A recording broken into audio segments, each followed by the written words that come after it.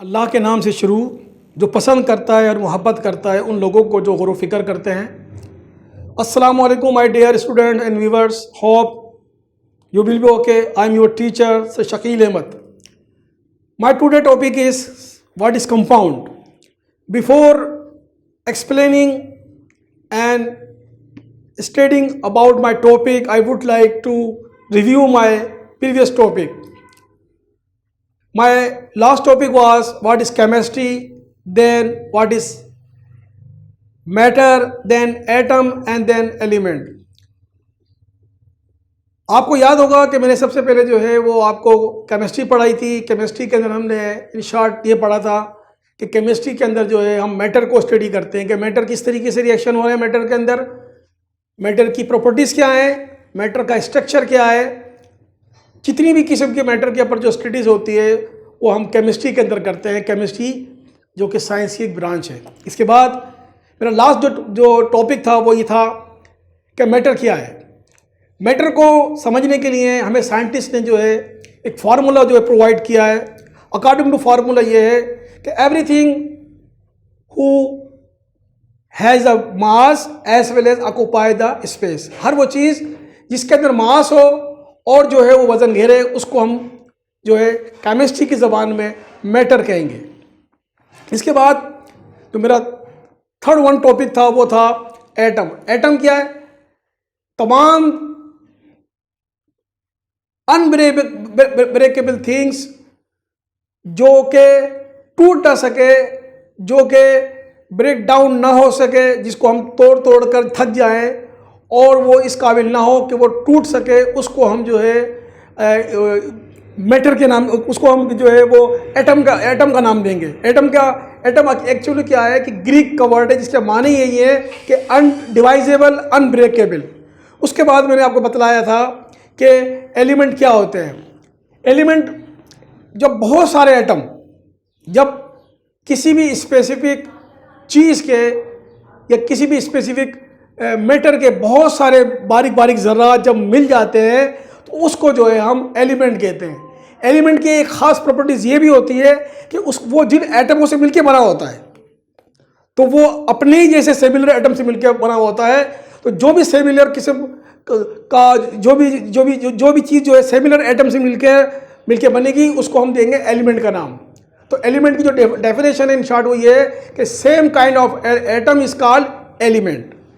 Element के बाद जो नेक्स्ट जो मेरा टॉपिक है वो है व्हाट इज कंपाउंड। पहले हम डेफिनेशन पढ़ते हैं। डेफिनेशन के मुताबिक जो है a compound is a pure substance containing two or more elements that are chemically combined in a fixed ratio। जैसे मैंने आपके सामने जो है वो एक डेफिनेशन पढ़ी कंपाउंड के हवाले से। इस डेफिनेशन के अंदर ये बताया जा रहा है कि जब भी दो एलिमेंट, डिफरेंट एलिमेंट आपस में कंबाइन होंगे किसी खास रेशो के साथ, किसी खास मिकदार के साथ, उसको हम कंपाउंड का नाम देंगे। ठीक है।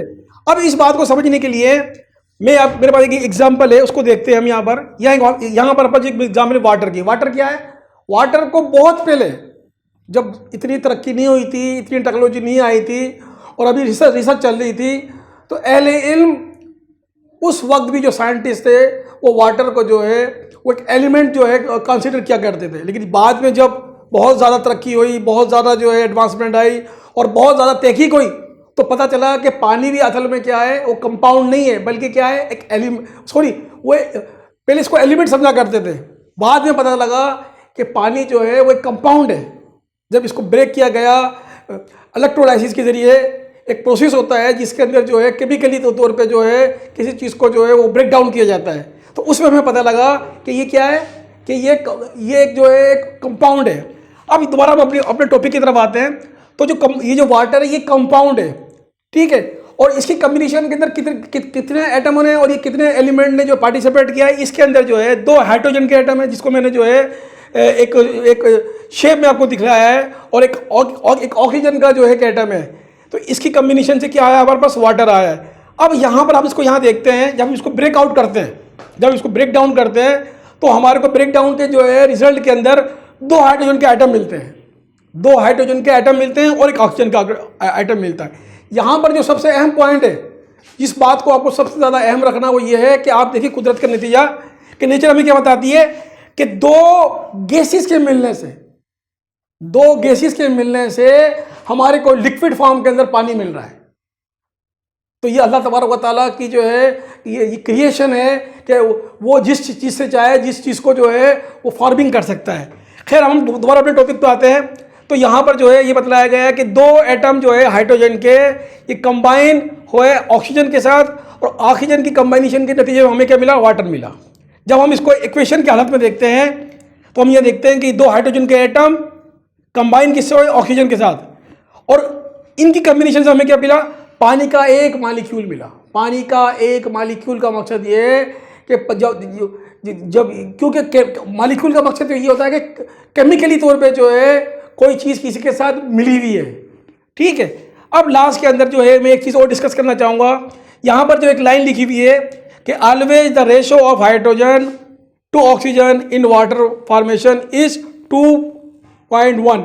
इसका आसान सा जो एक्सप्लेनेशन है वो यही है कि जब भी पानी जो है वो फॉर्मेशन में आएगा तो उसके अंदर हाइड्रोजन गैस के दो एटम होंगे और एक ऑक्सीजन का एक एटम होगा। इनकी इस रेशियो के साथ पानी जो है वो वजूद में आएगा। इन केस अगर ये फॉर्मेशन जो है गलत हो जाती है या रेशो बढ़ जाता है तो फिर वो पानी नहीं रहेगा। मिसाल के तौर पे अगर हाइड्रोजन के भी दो एटम है और ऑक्सीजन की भी दो एटम है तो तब पानी नहीं बनेगा, बल्कि क्या बनेगा, वो हाइड्रो पेरोक्साइड बन जाएगा। इसी तरीके से हम जो है कुछ कंपाउंड के जो है हम यहाँ नाम देखते हैं, जैसे सोडियम क्लोराइड। ये भी एक कंपाउंड है जो कि सोडियम और क्लोरीन के जो है कम्बिनेशन से जो है फॉर्म में आता है, जो कि साल्ट है। जो हम देख रहे होते हैं हमारे घरों में आम जो नमक इस्तेमाल हो रहा होता है ये साल्ट है। इसी तरीके से ये कार्बन डाइऑक्साइड एक कंपाउंड है जिसके अंदर जो है कार्बन और ऑक्सीजन की जो है कम्बिनेशन से जो है कार्बन डाइऑक्साइड जो फॉर्म आती है। कार्बन डाइऑक्साइड जो एक गैस होती है, जो एक हार्मफुल गैस होती है। ह्यूमन के लिए जो है कार्बन डाइऑक्साइड हार्मफुल गैस होती है और प्लांट्स के लिए जो है ये बेनिफिशियल होती है। With the help of carbon dioxide they prepare their food. इसके बाद जो है ये हमारे सामने एक कंपाउंड और है, उसका नाम है जिंक ऑक्साइड। इसी तरीके से इसके अंदर जो है जिंक एक एलिमेंट है और इसके अंदर जो ऑक्सीजन एक एलिमेंट है। जिंक के और ऑक्सीजन की कम्बिनेशन से जो है जो कंपाउंड बना है वो उसको बोलेंगे जिंक ऑक्साइड। इसी तरीके से कैल्शियम कार्बोनेट जो है मार्बल को हम बोलते हैं, ये एक हार्ड फॉर्म के अंदर होता है और जिसको हम अपने घरों में भी इस्तेमाल कर रहे होते हैं। ये भी कंपाउंड की शक्ल है। इसके अंदर कैल्शियम और जो है वो कार्बन है और इसके अंदर जो ऑक्सीजन है। तीन एलिमेंट या तीन एटम के मिलाप से जो है एक जो है कंपाउंड जो है वो फॉर्म में आया है। जैसे मैंने आपको पहले बताया था कि कंपाउंड के अंदर जो है मोर देन 2 भी हो सकते हैं, 3 भी हो सकते हैं, 4 भी हो सकते हैं और सो ऑन, ठीक है। तो ये मेरा आज का जो लेक्चर था कंपाउंड के वाले से, उम्मीद है आपको समझ में आ गया होगा। और अगर आपको कोई क्यूरी है या आपको समझ में नहीं आ रहा तो आप इनबॉक्स करें, इंशाअल्लाह I would like to reply you. अस्सलाम वालेकुम।